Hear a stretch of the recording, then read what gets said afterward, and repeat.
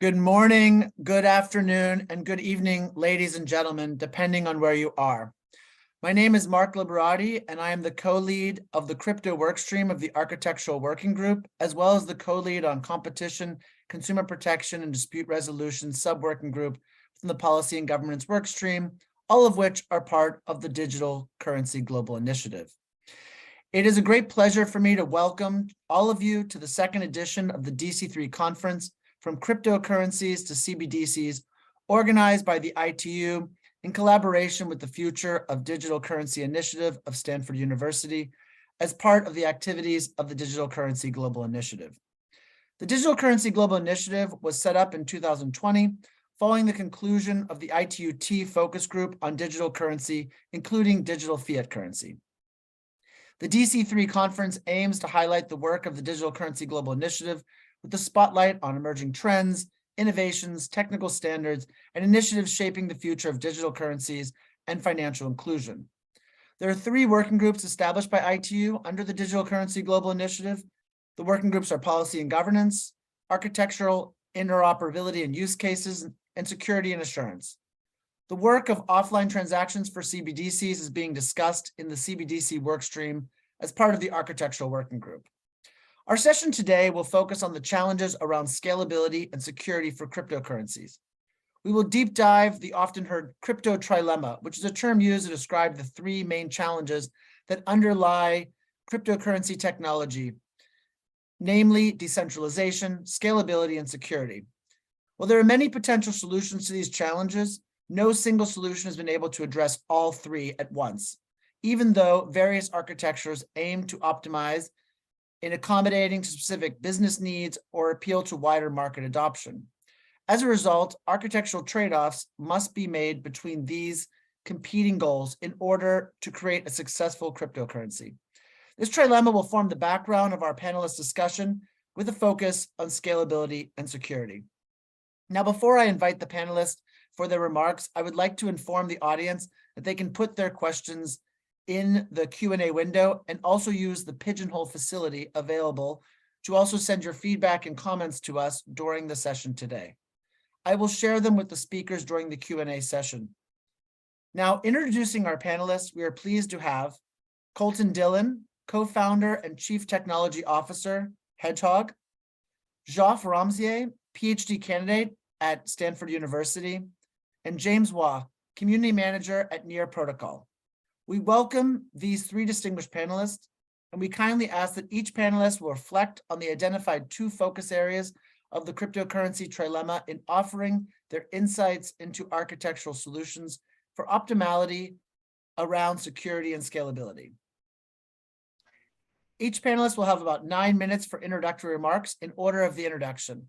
So without further ado, I will now turn the floor to Mr. Colton Dillion. Over. Thank you, Marc. And thank you for having me at this panel. My name is Colton Dillion. I'm the Chief Technology Officer and the co-founder at Hedgehog, https://hedgehog.app, where we are one of the first SEC-registered investment advisors operating in cryptocurrency in the United States. And one of the important parts about our perspective is understanding that there are thousands of chains, thousands of tokens, and different protocols underlying these tokens, and why should they be valuable? What actual services do they provide to people? And to Marc's point about scalability and security, these are 2 important aspects of every cryptocurrency. So just as a quick overview, when you think about cryptocurrency protocols or distributed ledger technologies, there are a few different types. Right. Initially, we started out with what are called Byzantine fault-tolerant protocols, which means that you have, a certain number of people who are participating in a system and a certain number of liars who are trying to cheat the system. And so how do we as a group create a protocol for communicating with each other where we're very likely to catch those liars? And so, Leslie Lamport in the 80s, he came up with a protocol that he termed Byzantine fault tolerance, where essentially we can catch any liar as long as 2/3 of participants are honest. And this scales to n many individuals as long as you know which individuals are participating in advance. Stellar protocol, Ripple protocol, Tendermint, these are different protocols that are built on top of Byzantine fault tolerance that give us these more scalable approaches to working with money. And when we think about DLTs, what are the problems that we're thinking about trying to solve? Really, it's just how do we stop counterfeiting? And so this base layer of how do we stop people from lying is really important. So we start with that Byzantine fault tolerance, and then in 2008, Satoshi Nakamoto releases Nakamoto Consensus, which is essentially how do we make it really expensive for people to prove that they are participating in the system. So, Satoshi Nakamoto, he considered proof of work, which is generally considered to be very expensive, right? We have to run all of these computers in order to have clients prove that they were participating at the same time as everyone else. So really, it's trying to make sure that no one can produce a valid transaction and they can prove that they produced it at a certain point in time. Solana takes this idea to the nth degree, where everyone is constantly crunching numbers and splitting up the transactions among all the participants in the network so that they can have a higher throughput of transactions while still maintaining that security about when things happened. And then Ethereum recently transitioned from proof of work to proof of stake. So now instead of running these machines, which have an impact on the environment 24/7 every day of the week, now we have this way to say expensively commit, say we're going to put money into a pot, everyone else who is monitoring all of the transactions going on. And if we catch anyone lying, then we can burn the money that they locked up. And so now we have a different proof of expense. And so I still consider this part of Nakamoto Consensus, which is just another alternative for this scalability and these security problems. And one thing about Nakamoto Consensus is the original proof of work is 51% chance. As long as 51% of participants are honest, we're likely to catch liars. And as we transition to proof of stake on Ethereum, now we have as long as 1/3 of participants are honest, then we're really likely to catch liars. But again, these are only probabilistic estimates. And so the level of security that you have is also really important to consider the model of, are we trying to catch liars or are we validating every single transaction as it comes in? And these are important cost trade-offs to consider when you choose a protocol, whether that's Byzantine fault tolerance, proof of work, proof of stake, or otherwise. And then we have a third protocol, which is called acyclic directed graphs, which comes to us from IOTA as well as Hashgraph. And essentially, this is a totally asynchronous protocol. Every individual manages their transactions on their own, and then everyone publishes them to everyone, and we try and figure out if we can find a random path through each of those transactions back to the very first transaction that ever happened. And it turns out that the more people who participate in this and who offer transactions, then the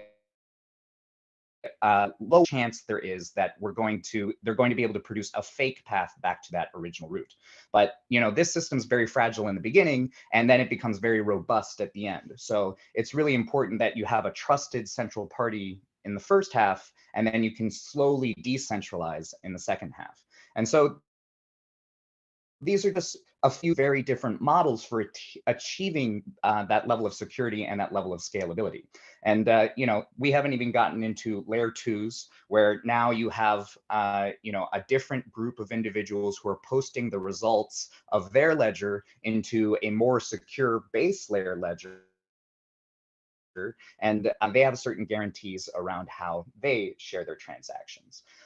So, it's a very complex space, and there are a lot of trade-offs for how you choose the different aspects of the scalability trilemma, right?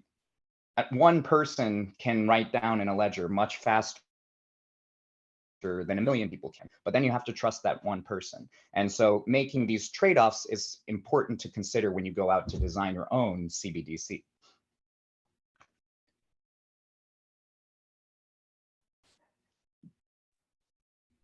Thank you, Colton. I think that is I think that's a great start to this panel discussion. What you've laid out, I would like to now turn over to Geoff to maybe sort of build on that, but also giving his own insights as we're going to be moving towards the panel discussion. Thank you.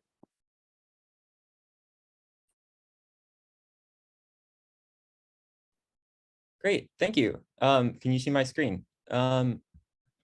Great. Hi, so I'm Geoff Ramseyer. I'm a PhD candidate at Stanford. Obviously, we're all here on this panel. I think if I said that security or scalability of our digital currency infrastructure is important, no one would disagree with me.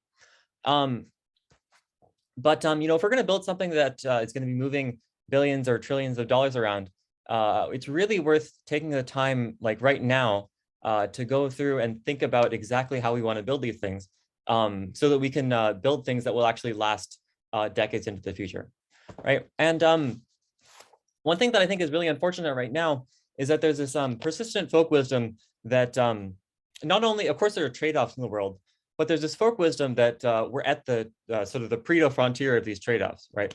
There's this folk wisdom that blockchains or single chain blockchains have to be slow, and to use them is cumbersome. And so if we want to build scalability, then we have to trade off, you know, either we have to build things like rollups and sharding and payment channels that trade off scalability against architectural complexity or other proof of stake security, and in general, lots of extra overhead.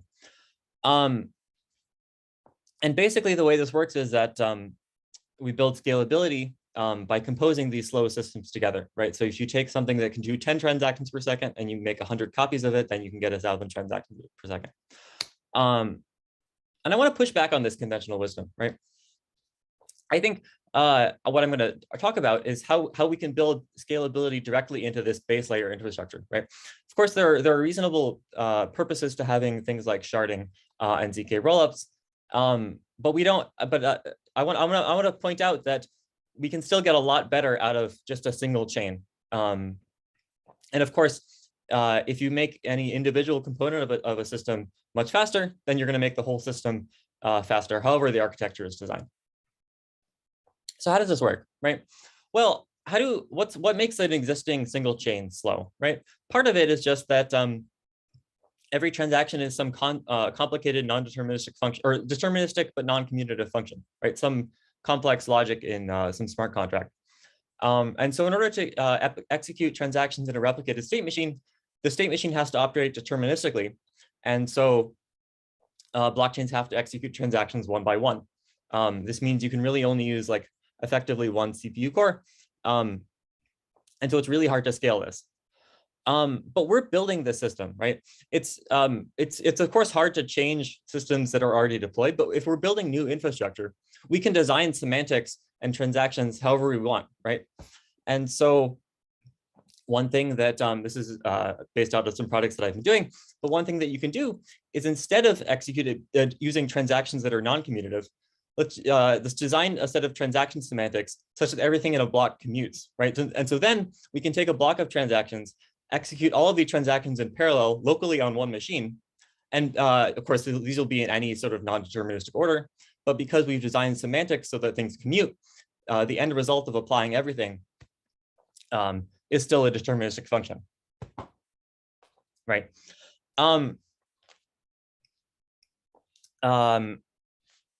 Right. And so, you know, if you do this, right, what I have here on this graph here is just for like simple payments. But if you build scalability in this way via commutative semantics into your architecture, you see a lot of graphs like this, right?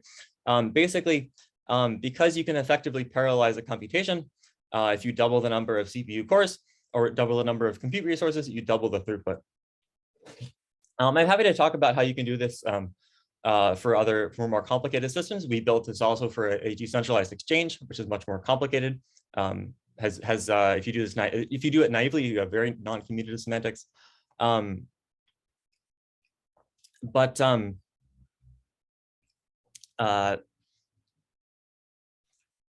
Right, in general, the main point is that we have a chance to redesign how the entire system is working. Let's design it with scalability in mind. Let's build it so that we can parallelize it. And let's build it so that, if we give it more compute hardware, we'll get better performance. So thank you. Thank you very much, Geoff. I will now turn over the floor to James. Floor is yours, James. Thanks, Marc.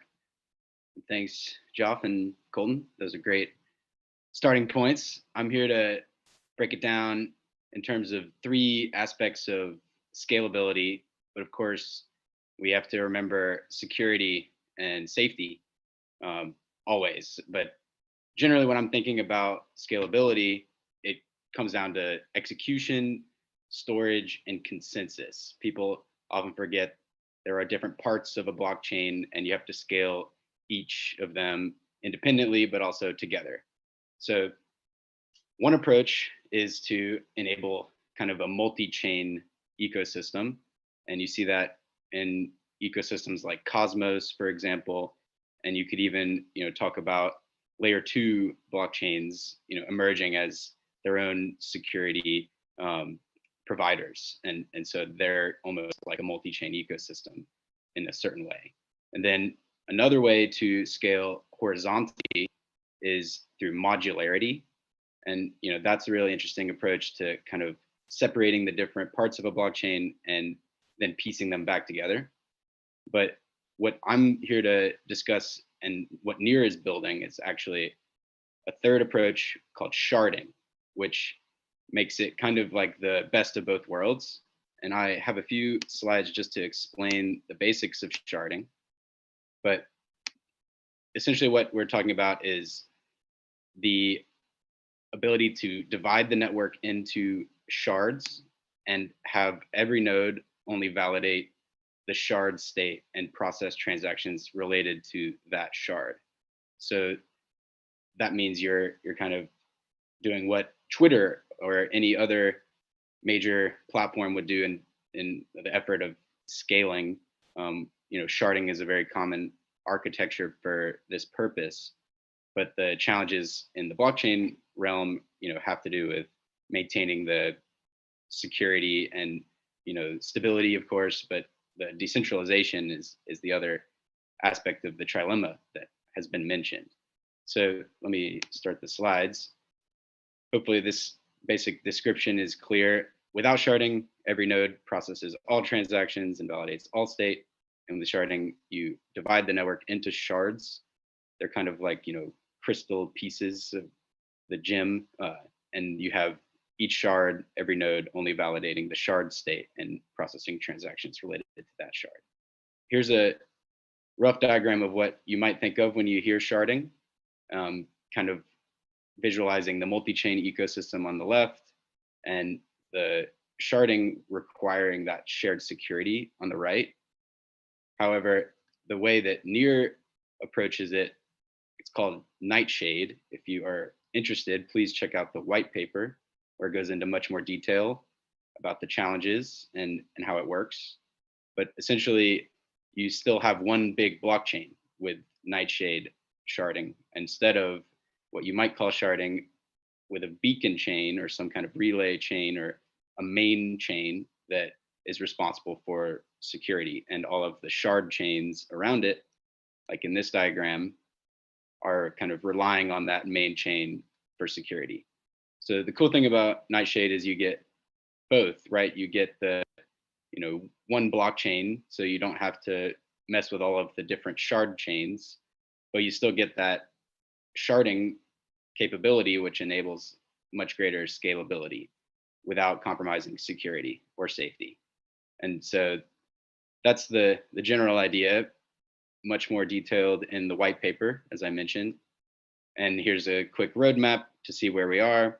We now have what you see here are chunks underneath the blocks on the right. And so that has been enabled on the main, live mainnet of Near.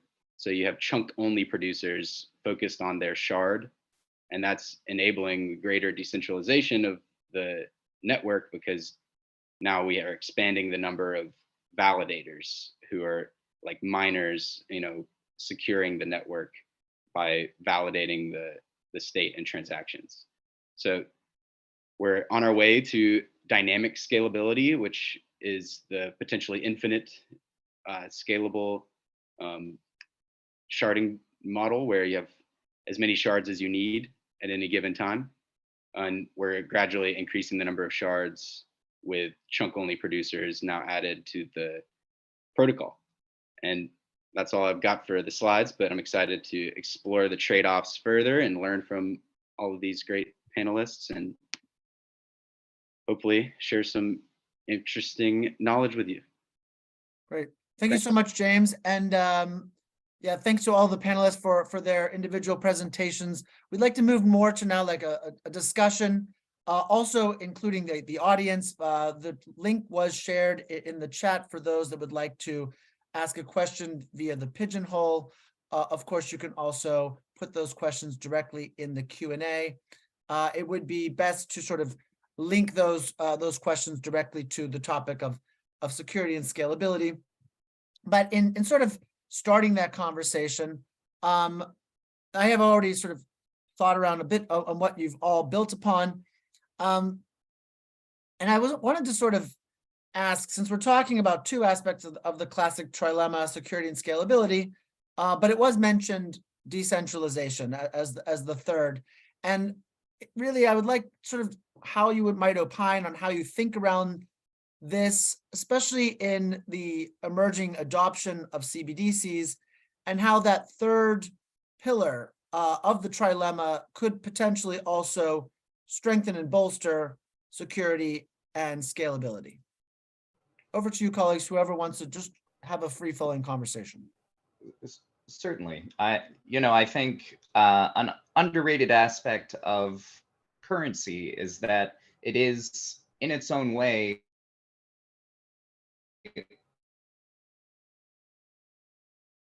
exists in a market, right?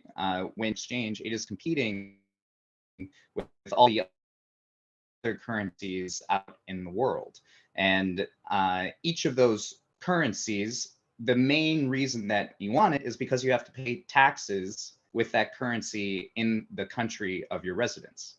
And so as you get into a more global society, these aspects of dealing with a very specific issuer of currency become much less important. Even today, the petrodollar is becoming less important as a currency as Russia has started to, sell barrels in rubles, and China has started to sell barrels in yuan. And so we are already starting to see a transition to a more decentralized model of owning currency. And so, having a similar transition to decentralized issuance of currency makes a lot of sense as we have a more global world where people may be contributing to virtual nations. People have an e-residency in Estonia or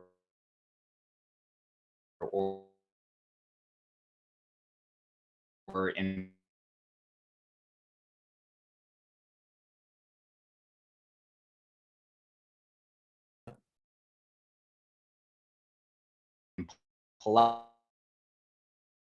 Colton, I'm just going to jump in. I think your internet's breaking up a bit.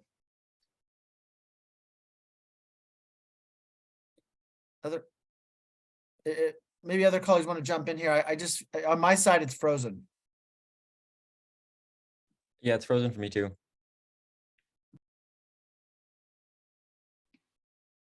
Yeah, just please. I mean, if you have thoughts on this topic, I think it's we can move on to another. So I'm not quite sure exactly what Colton was saying at the end. I think the infrastructure requirement. I'm not sure the answer here, but the infrastructure requirements for a CBDC are going to be different from certainly from a digital currency that is issued by, like, say, a large bank versus one that is issued by various stablecoin mechanisms.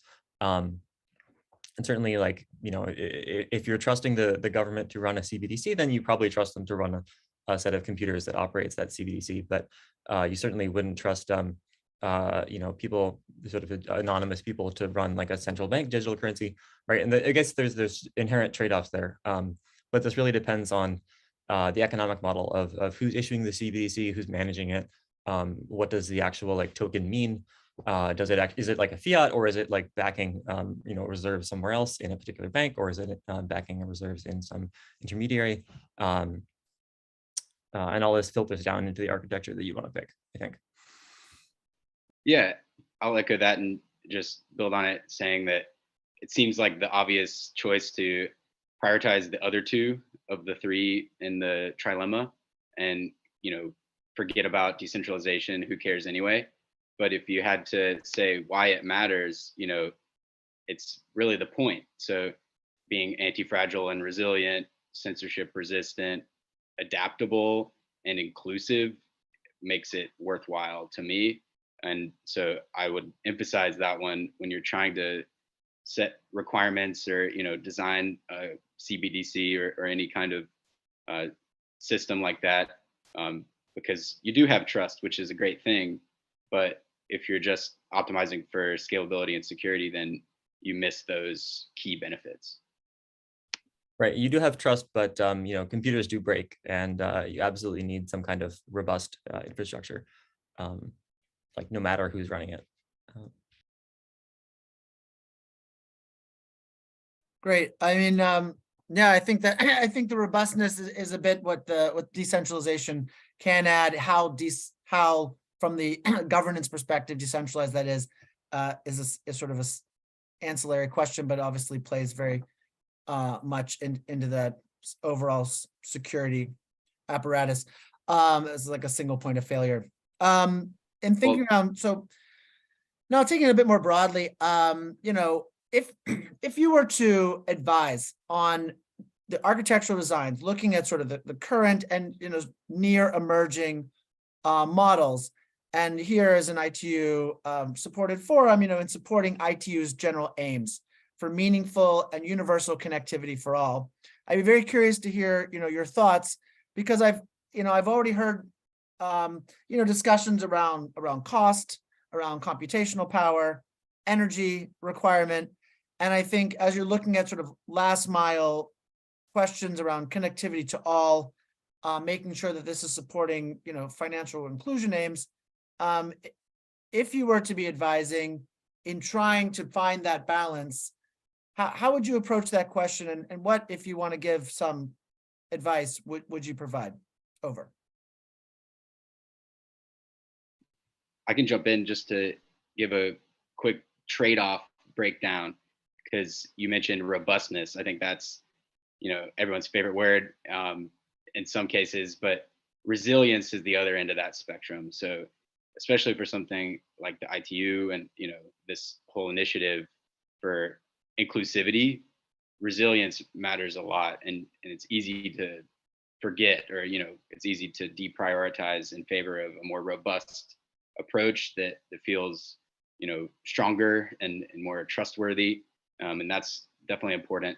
But you have to remember the resilience comes with that adaptability and inclusivity of a more like flexible approach that is either like full on permissionless, right, or it's more of a open type of system.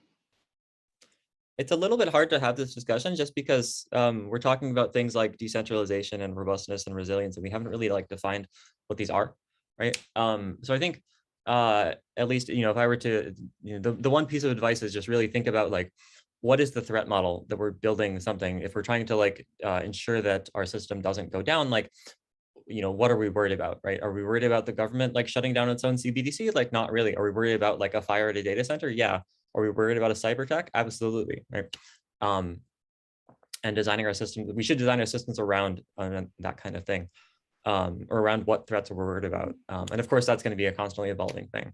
On the other end of things, I think the architecture choices do play a little bit into connectivity and integration with users, in terms of you want an architecture that's easy to use instead of one that's hard to use. And I think but sort of the user isn't going to be directly talking to the architecture. They're going to be talking to applications, and they're going to be talking to client-facing software. And I think digital currency has a long way to go, especially there in terms of like, how do you manage keys and how do you manage the user experience? That's, I think that the concerns there and improvements there to be made drastically swamp any kind of improvements in architecture, at least from the sort of connecting users and connecting people to it. Certainly. And, connectivity being another aspect of that, where if inclusion is really your goal, how many people still aren't connected to the internet or can't use digital currencies? And so if you do want to make a digital currency that is usable by all people, that means really investing in hardware that allows people to interact with digital currencies without having the know-how, without having necessarily an internet connection at the time. So, there are a few protocols out there that are trying to attempt this, like Phone-on Network or others, where, the hardware device itself validates the transaction and timestamps it, and there's a certain amount of staking and punishment that can happen if the hardware producer lies. But these protocols are still in their very early stages. Certainly, there are other solutions like computational integrity proofs, zero knowledge proofs, that allow you to sort of execute these things offline and then bring them online at a later date. But again, we have a lot to figure out in terms of accessibility for people who aren't necessarily first world consumers. Great. And also, like, just building on that a bit, I would be curious on your thoughts on like a two-tiered approach or a multi-tiered approach in these architectural designs as you're looking for financial inclusion aims. So really trying to make sure that we can have connectivity at all, which might then lend more on the scalability side at the potential expense of security. But if we were talking about smaller amounts, that might be, valid for policymakers, and how you might approach sort of a two-tiered or a multi-tiered architecture that could, both support the scalability at the low financial risk and while also making sure that the threat to the ecosystem as a whole, as well as to large assets or large threat vectors, can still be minimized. Yeah, I mean, I think it's important to go back to Geoff's point of what is the threat model. In the early days of the United States, you had banks that were issuing scrip to their communities. They were issuing their own currencies. And, Friedrich Hayek actually, he advocates that this was a really important part of the growth of the United States, was that individual communities had the power to create currency for their individual communities. But as a CBDC, as the United States, I don't want people issuing additional currency because that detracts from the value of the national currency. And so there's a balance there in terms of enabling those sorts of exchanges of community value while also respecting the sovereign nation and their ability to issue and claim currency. And so in terms of how does that affect the way that you think about who has the power to issue and who contributes to the security of the currency? I think that each nation is going to choose which aspects are more important to them, and we will see that through consumer adoption, those are the currencies that will go on to be the most successful, and you'll see more nations start to copycat those really successful currencies. And so this sort of free market of adoption and usage is really going to be the end side. And in the meantime, I think it's really important that nations think very carefully about how they encourage those activities, because they're going to happen whether you want them to or not. 0.4% of all transactions in the world are fraudulent. So, do you chase them down, or do you let them happen and hope you can? Yeah, sort of, I guess a little bit following on to that, I think there are a lot of architectural trade-offs being made. And there's a lot of like societal economic trade-offs to be made in terms of how do you regulate the banking system.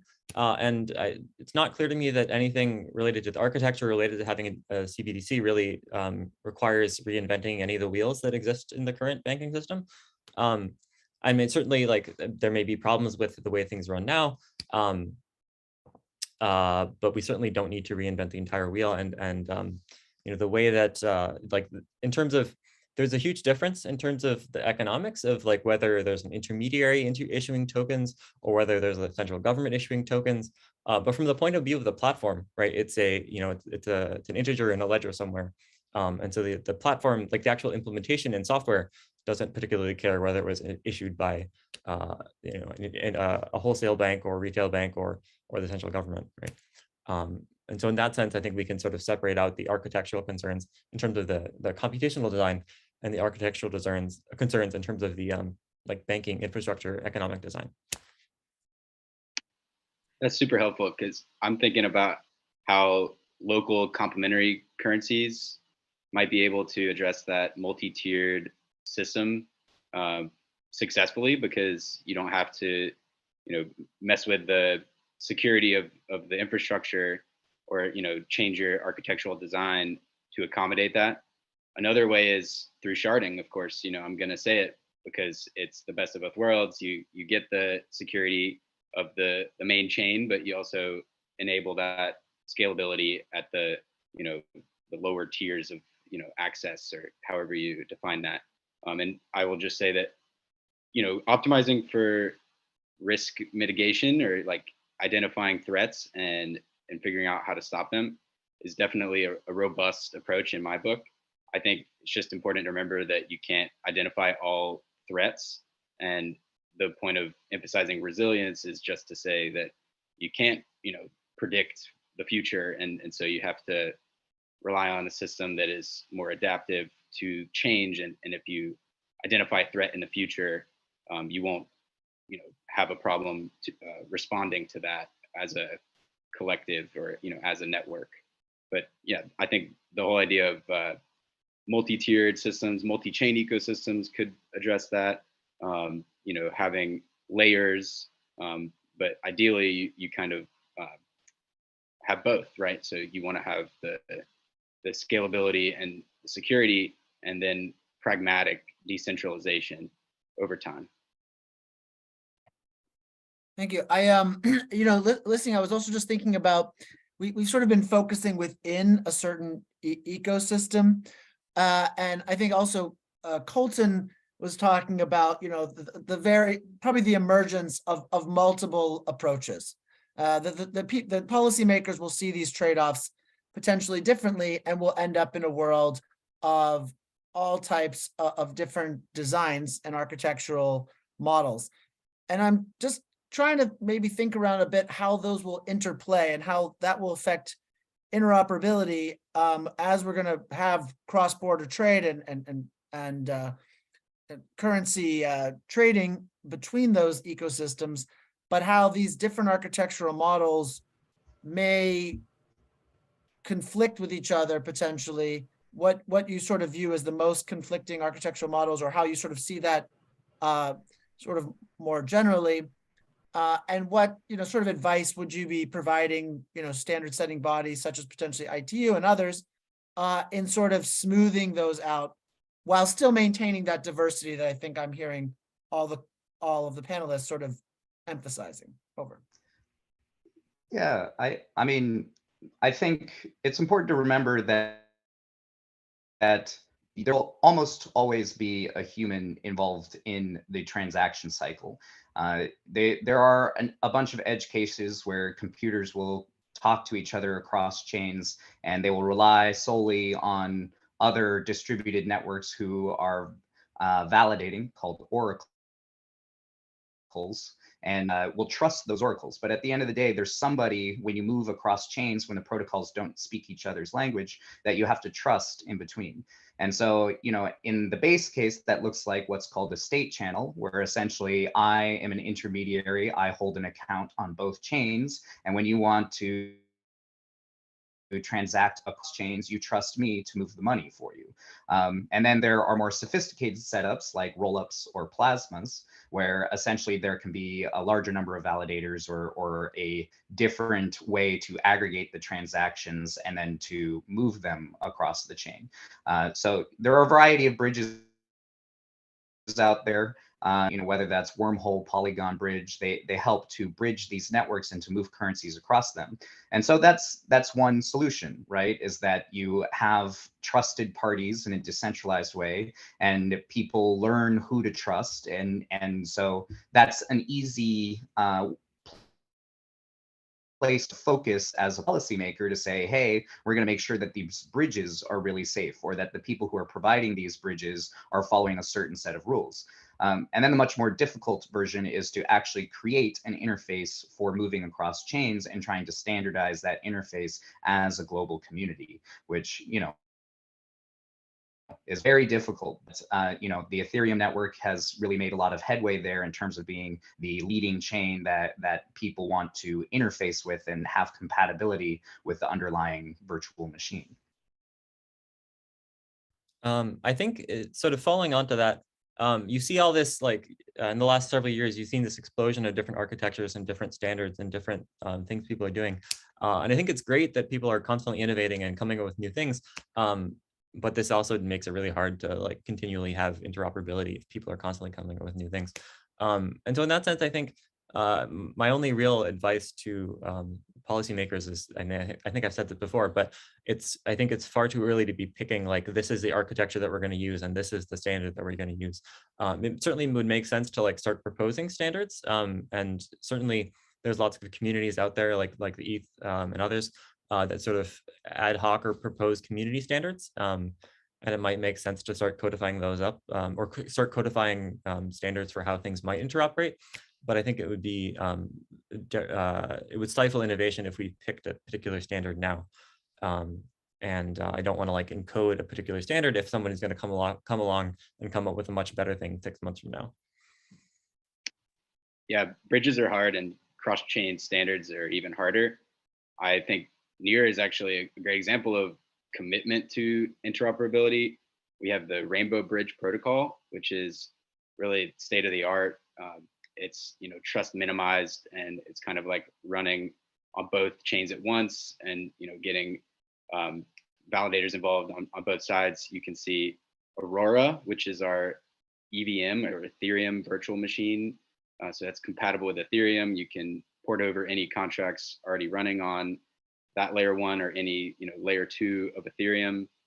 Really simply, it's just changing the chain ID.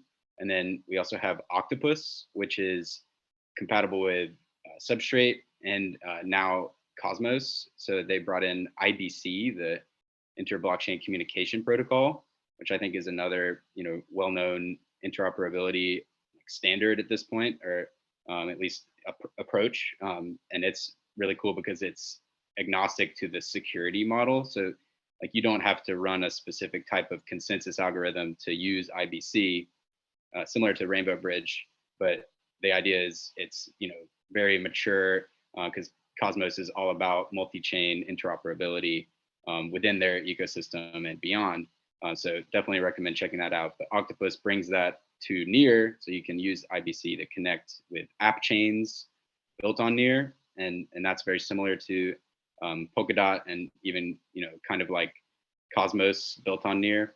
So the idea of interoperability makes everyone happy, but it's like really hard to do, and you have to be really thoughtful so you don't expose yourself to security problems. And like Colton was saying, you got to trust somebody, but the more you can minimize that trust, the better in that landscape.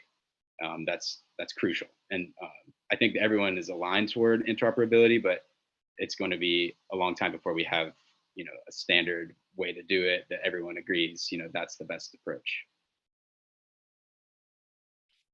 Right. I mean, how many versions of USB do we have, right? So it's going to take a while. So a bit going a little bit deeper on this thought. I was thinking around, John Maynard Keynes's initial proposal for a Bancor during the Bretton Woods discussion, in that every currency, when there was international trade, would have to go into first Bancor. It was sort of this idea of interoperability, and then from Bancor to the receiving currency. So there would not be direct swaps. It sort of was a older analog version of a bridge through a one layer protocol that would then be agreed upon by all the participants. That didn't go forward, but I was sort of thinking around how we may reimagine that like concept within thinking around scalability and security through all of these multi-chains that are going to be emerging both in CBDCs and also in the private spheres, and how we can, think around what are the governance components that you see, and also just the architectural, technical side of things that could support sort of a digital Bancor that might facilitate this interoperability between the emerging digital currencies. Yeah, I mean, I think an initial hurdle to sort of this Bancor is having, an unhosted SDR almost, where you proportionally have all of the currencies in some liquidity pool that allows individuals to put currency in and get an equivalent amount out. But then who's setting the prices? And there are a variety of issues with the Bancor model in sort of a multi-chain world where you don't have governments that are setting the prices against each other. You have individuals who are setting prices against each other. And so really, I think that having sort of makers and takers, people who are willing to make markets because they think that they can earn profit, is a really excellent solution, because it sort of distributes out the amount of knowledge that someone needs to have to individual participants in the market. And so, generally, I think lowering the barriers to entry, even if there is a hosted way to sort of have this market making platform across chains, is really important. And I think the thing that's stopping that now is really just sort of the will of the currency issuers more than it is the will of the developers or the platform providers. So, how do you give developers a legal platform for which to build such a thing? Where you're not violating the laws of 8 different countries by trying to accrue currency on this unsanctioned platform. And so I think that's a really important thing for policymakers, is to try and create safe havens for innovators to offer them.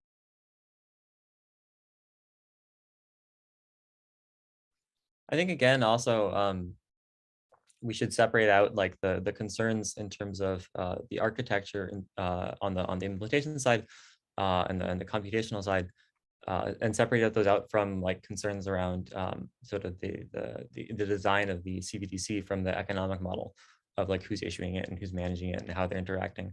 And certainly like interoperability standards in terms of like cross-chain swaps and cross-chain like transactions and movement are going to be different than interoperability in terms of like, can I trade one currency can I trade value from one currency to another, right? And the whole Bancor thing was related from like one currency to another, and that's a separate set of concerns from like, how do I move data from one chain to another?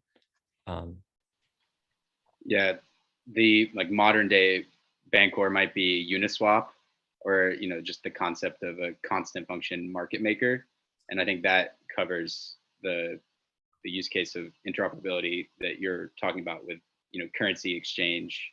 Of course, there are different approaches, like more traditional order books and like matching the bids with the the buyers and the sellers coming together. But of course, the innovation around these automated market makers can't be ignored. But what do you think? I mean, this is something that I've worked on for a while in terms of like, if you wanted to build like a high throughput, decentralized exchange, like what would that look like, right?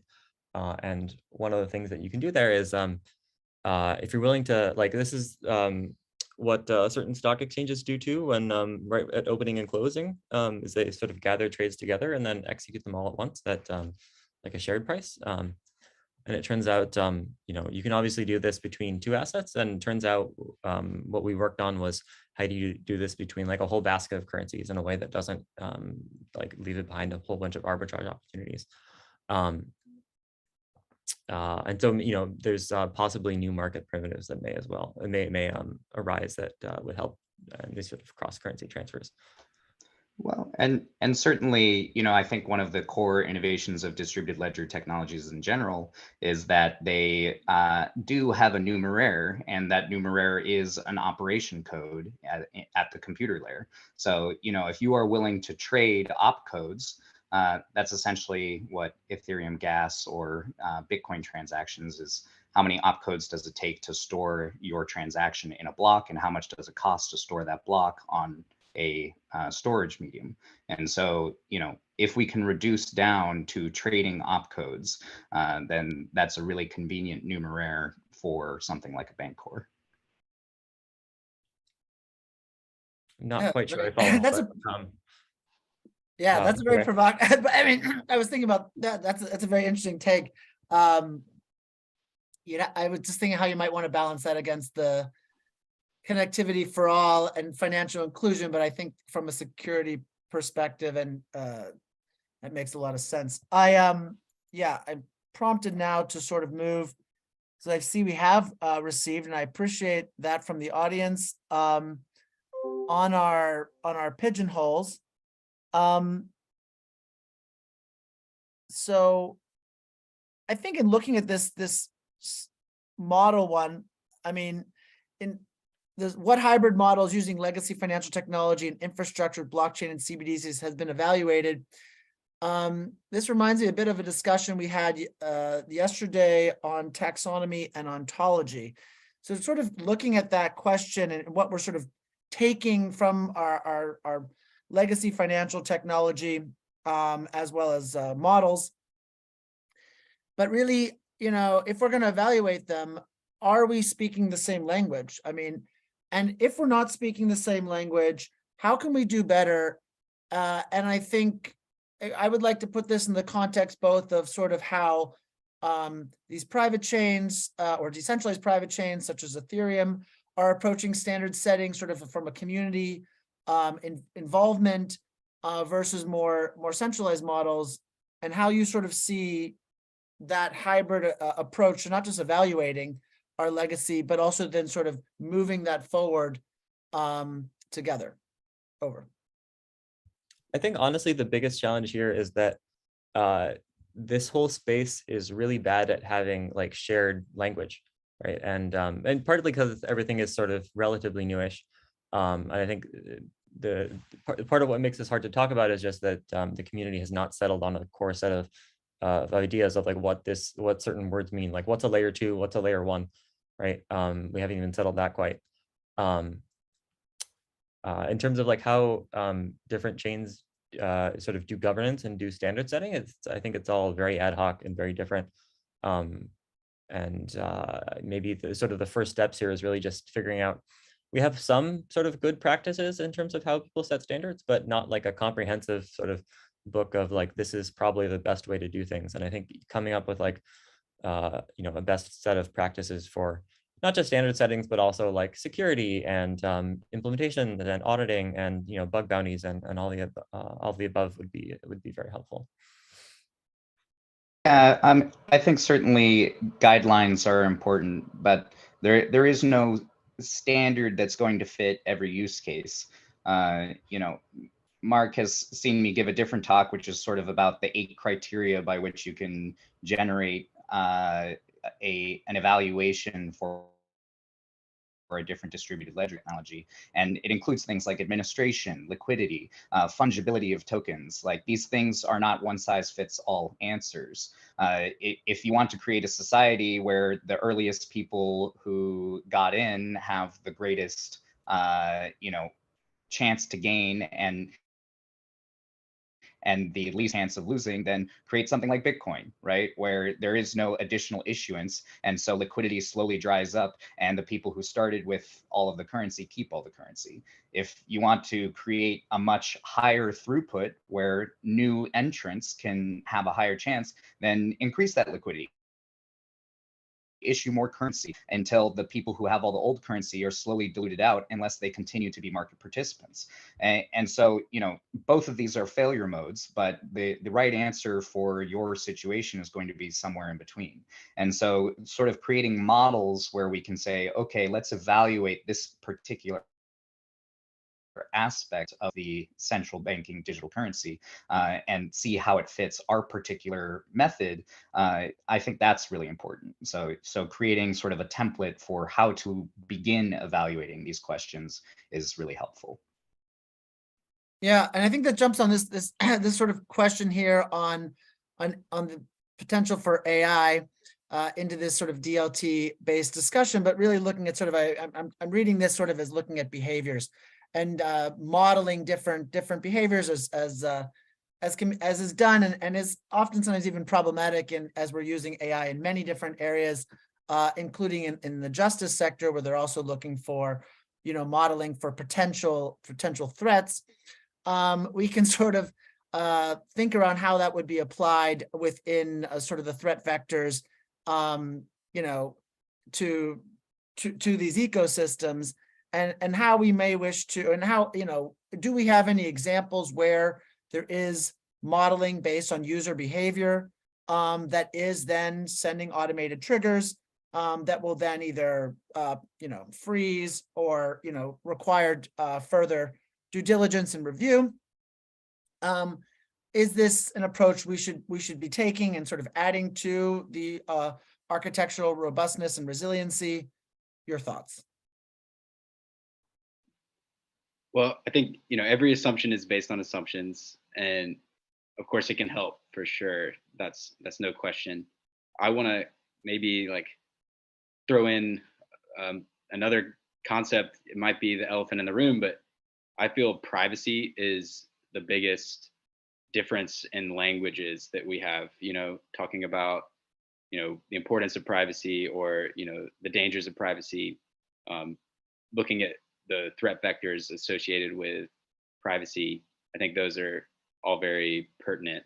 So I don't know if that answers the question exactly, but it's where my mind goes because I think that's where the hybrid models operate is, you know, with public and private kind of activity.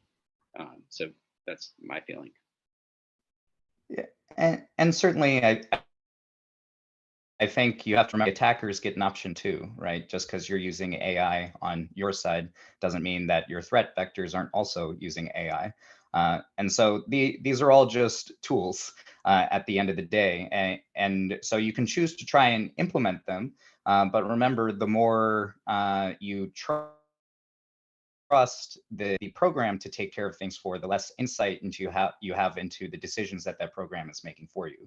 And so it's important to introduce these sorts of things very carefully, especially when you're dealing with money, when you're dealing with people's livelihoods.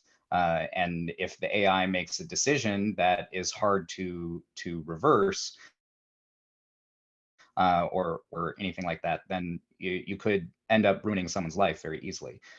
So definitely something to be very careful with if you do decide to implement that. But you know, certainly there are solutions in traditional finance that might be ported over. Especially as you introduce intermediaries in the blockchain world, where, you know, for example, we're an investment advisor, we're trying to create a way to help manage people's funds in a non-custodial way. So, you know, we can give you 2 signatures, we keep 1 signature. Now you have full control of the wallet, and we can still make recommendations to you on how to move money. And so trying to create some of these hybrid models for how traditional finance can merge with decentralized finance is a really cool way of taking advantage of these new paradigms.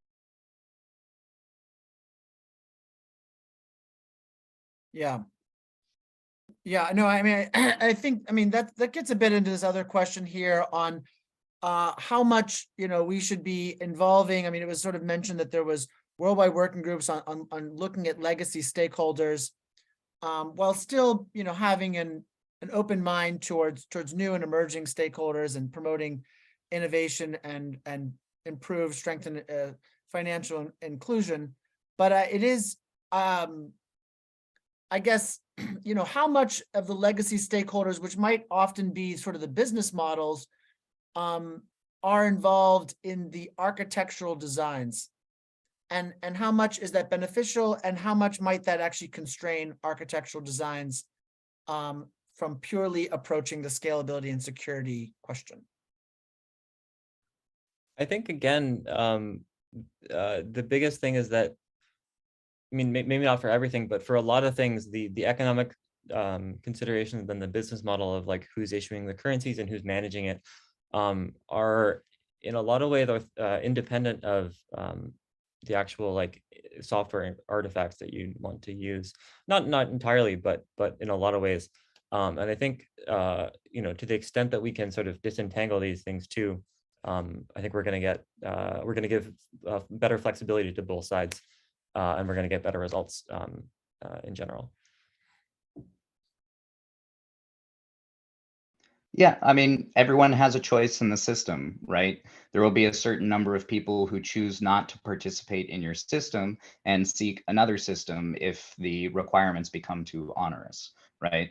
And then, you have the right to try and hunt them down and make them pay taxes or whatever that case is going to be. So at the end of the day, you have to remember that the alternatives are only going to increase, and the mobility of people who have access to these alternatives is only going to increase. And so when you create policy, the policy should be looking forward 5, 10, 20 years in the future to try and anticipate these properties of the system, and because it's going to be very difficult to move as quickly as the technology does from a policy perspective. Yeah, I think also, I mean, just building on that, and I think touching upon the privacy issues raised both in the middle top question here on Pigeonhole, but also what James mentioned, and it was discussed yesterday. There was quite a few interesting sessions. I encourage those who have not yet viewed them to see those, but I want to throw this question out to our panelists is, are we looking at this maybe too narrowly? Are we talking about the trilemma and maybe not expanding that to the quadrilemma, if that's a word, or something else, where we're not putting privacy directly into this matrix of trade-offs and considerations? I mean, in some level, like, are there trade-offs between everything and everything else? It's the answer is yes. I think my main contention is that I'm not convinced by like arguments that like either we get A or B or C and we get one of these sort of for any combination of these things really. And I think there's a lot of work to be done that can move us closer to the Pareto frontier on all of these trade-offs. Yeah, and certainly we have a lot of solutions. Oh, sorry, James. Yeah, after you. No, I was just going to maybe put it under decentralization for the trilemma. If we are going to use that tool to understand the trade-offs, it does feel similar but different. Yeah, I think the privacy, why do you want it, right? You don't want people to threaten you, and you don't want people to bribe others, right? So in order to prevent bribery, you want to keep the actions that people would bribe you to do private. If in order to prevent threats, you want to keep the actions that people would threaten you for private.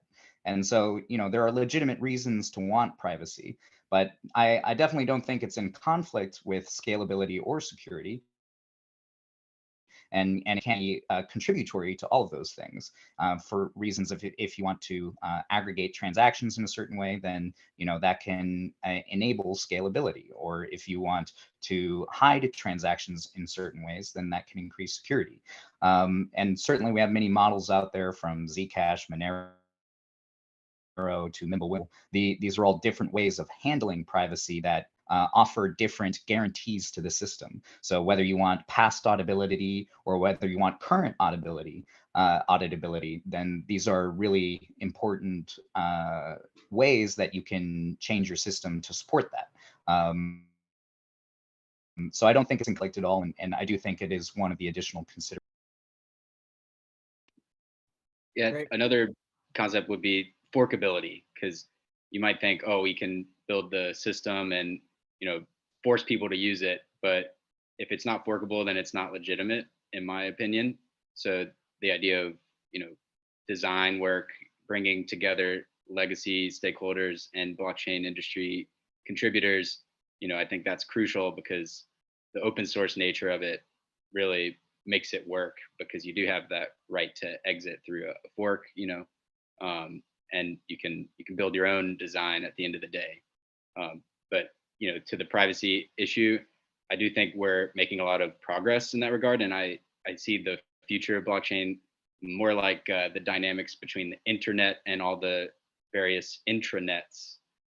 Right now we have the internet, but we haven't quite built out the private blockchain space. But I'm really excited about this project called Calamero, which is like a private shard service built on Near.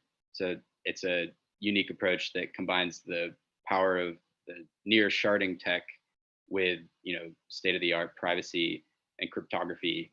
So you can have that kind of intranet built on the Near equivalent of the open web. All incredible and fascinating points. I have actually, my head is brimming with lots of new ideas, but unfortunately we are coming up against our time. I really want to wish and take this this moment to thank our esteemed panelists, as well as our engaged audience, and also contributing to the questions. This is just my own editorialization, but I'll try my best to provide some summaries and key takeaways that I personally found riveting, but I encourage everyone to sort of review all the various points that our panelists have touched upon, and also maybe deeper dive into some of the points that they've raised, and some of the architectural models as well as business applications that they've discussed.